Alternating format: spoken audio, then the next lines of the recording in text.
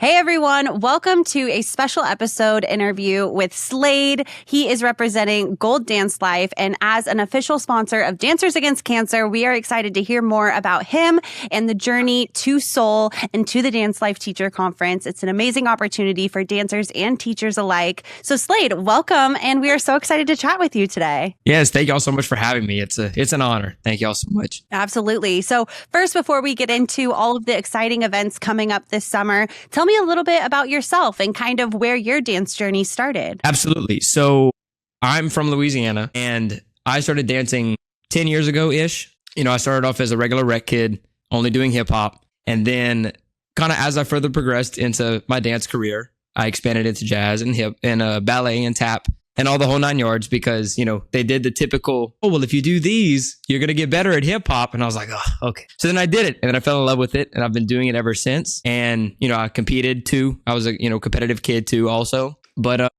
yeah, that's how I got started. And then now it's taken me here. Amazing. So how did you get involved with Gold DanceLife? So it's a really funny story, actually. I was at the most recent Soul Dancer conference and they were looking for a way to kind of expand or just new creative ideas. And I'd remembered one time that they had did an interview with me and another girl, kind of just interviewing us about the conference, how we liked it, but they never posted it. And I remember I was like, I did pretty good. I remember I answered some really good questions and I had really good answers. I'm like, I want to see myself. What?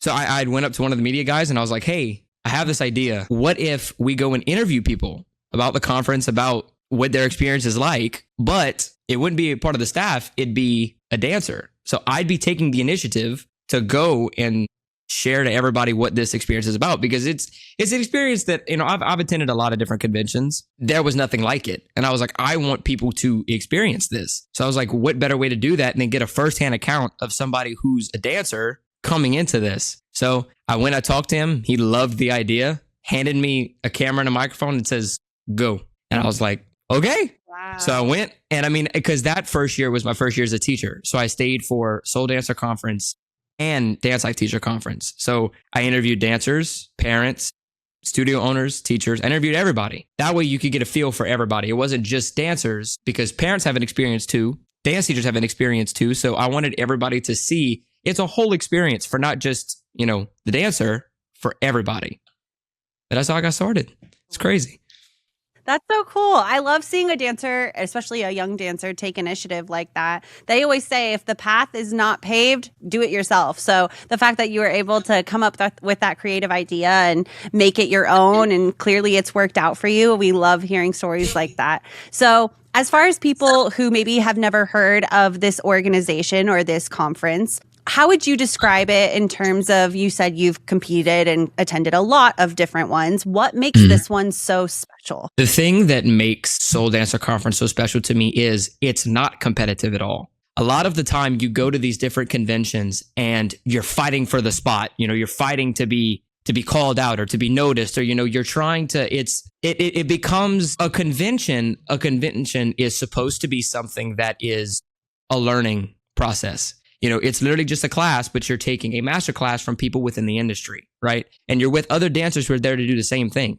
It's not supposed to be a competition like you were just at, because then it becomes stressful. And competition is a part of dance, and that's okay. But there also needs to be a space where people can come, where it's not competitive, and you just do the thing that you love. And that's what Soul Dancer Conference is about. There's no numbers. They know you by name. So you're not at a show trying to be like, hey, look, I'm number 354. Look at me. We're all there. It's a big cohesive community and family there to just share the love of dance. And another thing too is parents are involved. Parents have their own classes. They get to learn and they have their own things that they have to do. They have their own track. Studio owners and dance teachers also have their own track. So everybody is involved and you're all learning at the same time. And then we have this thing which we implemented last year, which I thought was amazing. We called it Midnight Hip Hop. It literally was at the end of the day. It was probably 8 o'clock at night. Parents, dancers, dance teachers, studio owners, everybody was in one room and we all just danced together. You never have that opportunity to really do that with your parents or with your dance teacher, so right? Cool. You're always in a space where it's oh, they're teaching you. You're never in a space where you can all just learn something together and dance and just feel the love of dance and continue the passion that we all have. So that's what I think makes it different. Yeah. And I feel like obviously it's the people, right? The people make the experience. And you guys have an amazing team over there. Michelle Soutier, you've got Kiana. Like, it's such a great group of humans. And I feel like that's where it really starts, is the people behind the mission, and they're able to set that example and create that environment for dancers, teachers, parents, everyone involved. And obviously, they have been so involved with Dancers Against Cancer for years and years. So this just seemed like the perfect partnership. I know that you got a chance to talk to Jade, one of our DAC Hope stories. So tell us a little bit about kind of what that interview was like, and just getting a chance to meet one of the deserving dancers who's benefited from Dancers Against Cancer, who's going to be attending Seoul this summer. She's a character. And she is absolutely amazing. I'm all about the energy. I'm all about bringing energy and, uplifting people. And she was the exact epitome of that. The second that I got on call, high spirits with her and her mom, Miss Crystal. It was absolutely amazing. It was the best interview. We talked about so many different things. If you haven't seen it, go check it out on the website, Gold DanceLife. Go check out our interview, because it was an amazing interview. I mean, we talked about her journey. We talked about, kind of her hardships and like how dance impacted her and brought her in such a more positive light. And it brought a community with her. It brought all of these different things with her. And it just goes to show you that even in a hardship, dance is always there to pick you right back up where you left off and to continue to push forward.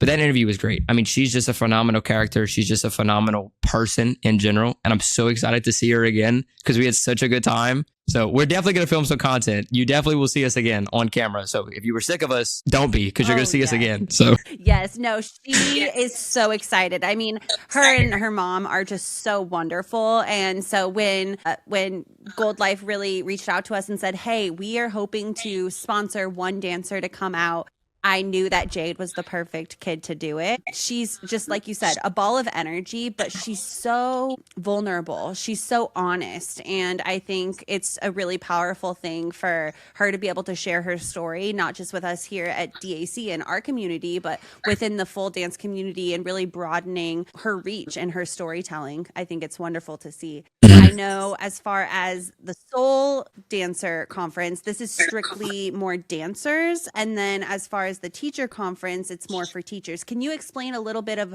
the difference between the two for anyone who's new? Yes, absolutely. So the dancer conference, like you said, is more targeted directly toward dancers, but they do have a lot of classes for teachers and for parents to kind of be more in that dancer aspect of things and not so much in that teacher mentality mindset.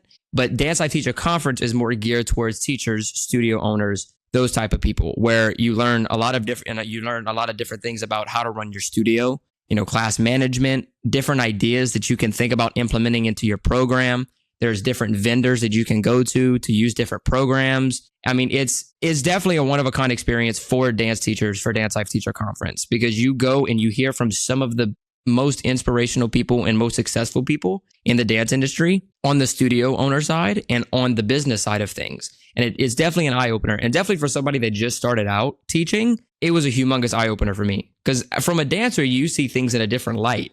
Like, you see things in a different perspective. But then whenever you jump ship and now you're an educator and now you're a choreographer, you look at things at a completely different aspect. And for people who like that are just starting out teaching, who want to get the basic fundamentals and want to hone in on that, Dance Life Teacher Conference is literally the best place to go for that. Can you go ahead and confirm the dates and where all of this is taking place in case there's anybody else who wants to register? Absolutely. So the whole event from Seoul to DLTC is from July 28th to August 2nd. Seoul is from July 28th to July 31st. And then after that, July 31st, because DLTC starts right after Seoul. So we have our Seoul Gala and then DLTC starts. So at July 31st to August 2nd is DLTC. And we're going to be at the beautiful, and I mean beautiful, I am not kidding, Diplomat Hollywood, Florida Resort. It's beachfront. You're going to be in the Florida sun. You're going to be on the beach. So after a long day of dancing, you can just go to the beach. You can go to the pool. You can relax and chill. That's when the dates are, everybody. So if you haven't registered yet, go register, because you're missing out on an amazing convention, but also an amazing resort too. Amazing. We're just so excited to see it all come to life. And obviously you have an amazing team that is producing and getting all the details in place. So just thank you guys for creating this opportunity within the dance community. And providing a space, like you said, that isn't about competition. It's not about a who's who of dance. It really is just the community coming together and evolving and growing and being inspired by each other. I know for us here at Dancers Against Cancer, we always say movement is medicine.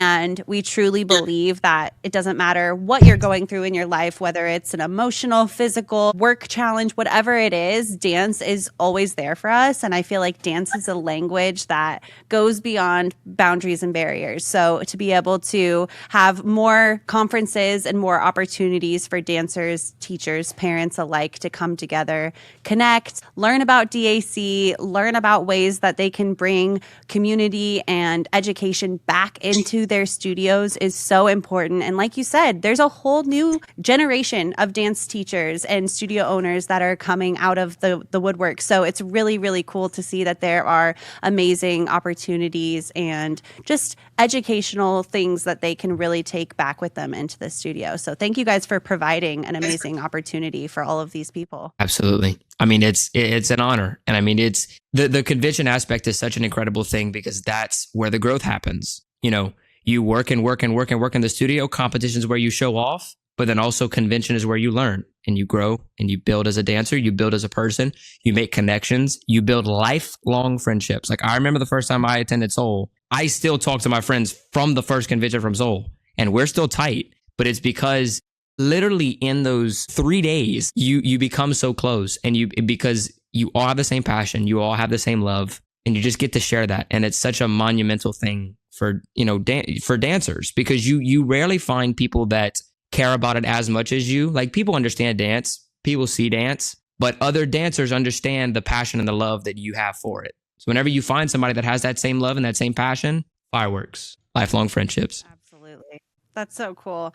If there is one piece of advice that you can give to a dancer who is attending this summer, what would that be? My piece of advice is walk in with an open mind. If you have any doubt about not being looked at or anything like that, throw that away because that's not what it's about. It's about you coming and it's about you learning and having an open mind and just feeling the love and the community and the passion that we all share for dance. Because all of our faculty have the same feeling that you're feeling, everything. So come in with an open mind, with an open heart, with an open soul. Come in, enjoy the conference, enjoy the convention, make connections, make friends, film content, do whatever you want to do. Because ultimately, at the end of the day, it's something fun that we are supposed to come and enjoy because that's what dance is about, having fun. Amazing.